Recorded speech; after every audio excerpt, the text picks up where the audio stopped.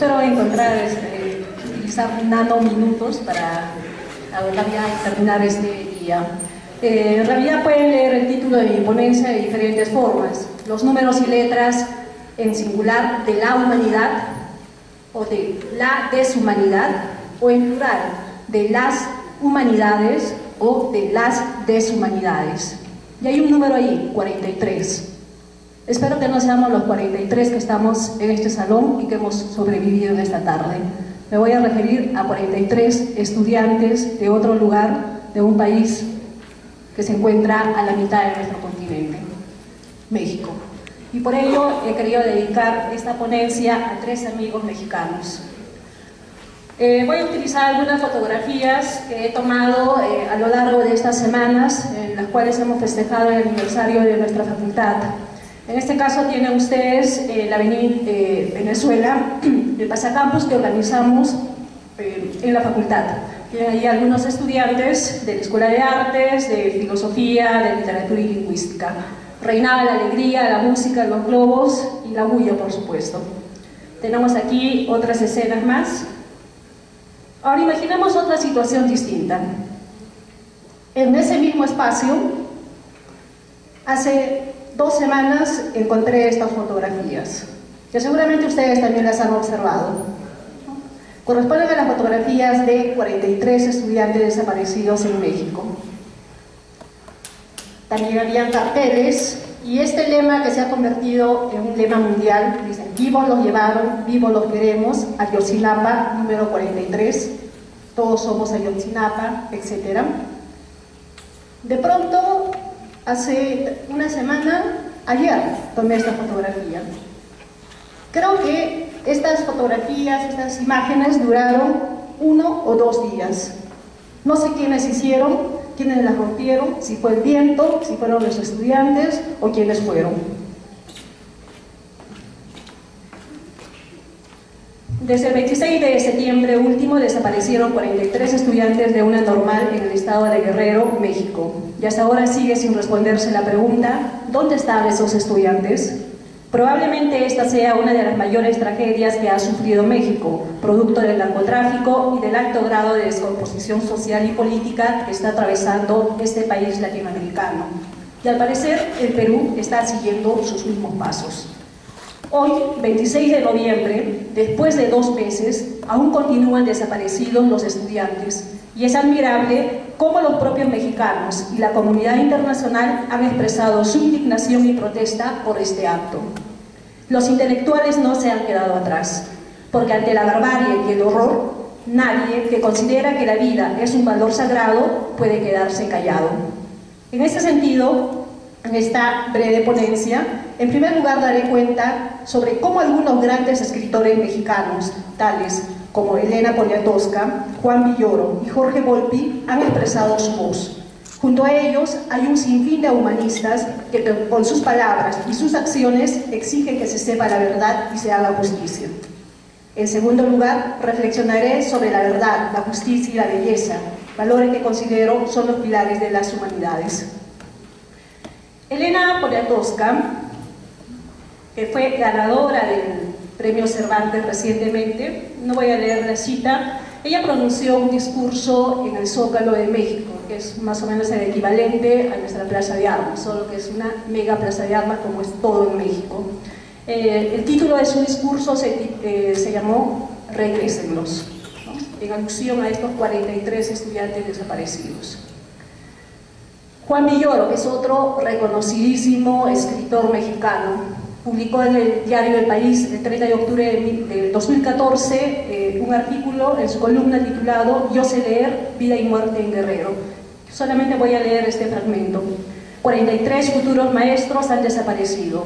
La dimensión del drama se cifra en una frase que se opone a la impunidad, el oprobio y la injusticia. Yo sé leer. En México, el México de las armas teme a quienes enseñan a leer. A ese país le falta el acento. Llegará el momento de ponérselo. Igualmente, tenemos a otro escritor, un poco quizá más contemporáneo a la generación de nosotros, como es el caso de Jorge Volpi, es narrador y ensayista. Se pregunta se hace en realidad una serie de preguntas en un artículo, son creo 43 preguntas y he destacado dos. ¿Por qué hay quienes no se dan cuenta de que esta tragedia nos implica a todos? ¿Por qué hay quienes en los medios y en las redes sociales buscan restarle importancia a la tragedia? En El País también publicó este artículo El desamparo de Ayotzinapa, que lo pueden consultar en internet. Yo quería resaltar más bien las palabras que pronunció el mismo Jorge Volpi en el Festival Internacional Cervantino que se realiza en la ciudad de Guanajuato, un evento importantísimo a nivel mundial. Él fue el director de este festival y se pronunció abiertamente sobre el tema. Hubo muchos artistas que en diferentes eventos internacionales les prohibieron pronunciarse. Voy a leer brevemente, dice: hay problemas no solamente en México, sino en muchas partes del mundo. Desde luego, no invita al optimismo por la especie humana, que haya semejantes actos de barbarie, como las decapitaciones de rehenes en Siria, como los asesinatos tremendos de los jóvenes normalistas en Iguala, pues nos quita muchas esperanzas. Pero, y es lo que me interesa resaltar, el ser humano no solamente tiene un lado salvaje, sino un lado desde donde busca redimirse. A ello le llamamos arte. El arte es una forma de reflexión, una forma de enfrentar a la barbarie, propia de la naturaleza del ser humano. Traigo a colación las palabras de estos tres escritores, porque el caso mexicano resulta emblemático para reflexionar cómo en una sociedad las pulsiones de vida y muerte luchan incansablemente por imponerse. El 2 de octubre de 1968, luego del Mayo francés de ese mismo año, decenas de estudiantes mexicanos fueron masacrados por el ejército y la policía en la plaza de Tlatelolco, lugar donde antiguamente los aztecas realizaban sacrificios humanos. Intelectuales de la talla de José Revueltas, Elena Poniatowska, Elena Garro, Carlos Monsiváis y un largo etcétera fueron acusados de conspiradores contra el gobierno de Díaz Ordaz, quien deseaba mostrar ante el mundo una imagen impecable de México en la Olimpiada que estaba por inaugurarse. Octavio Paz, desde la India, donde se desempeñaba como embajador, escribió este poema y a los pocos días presentó su renuncia al cargo como un acto de protesta. Tampoco lo voy a leer porque lo pueden ustedes encontrar en internet. Pareciera que hay un tiempo cíclico que la espiral de violencia se repite, llevándose más vidas irrefrenablemente. Es el mismo horror que se cuenta en las páginas de las mejores novelas y relatos latinoamericanos. Es la tristeza de los colores de los lienzos y la melodía agónica que se escucha en los rincones de las casas donde se velan a los muertos. Es la muerte que cubre su manto sobre nuestros cuerpos. ¿Qué cosecha un país donde se siembran muertos? Dice uno de los carteles que eleva una joven en medio de la protesta. Esto en el Zócalo de México. Esa pregunta encuentra eco en otras interrogantes similares. ¿Qué cosecha una sociedad que se olvida de su humanidad?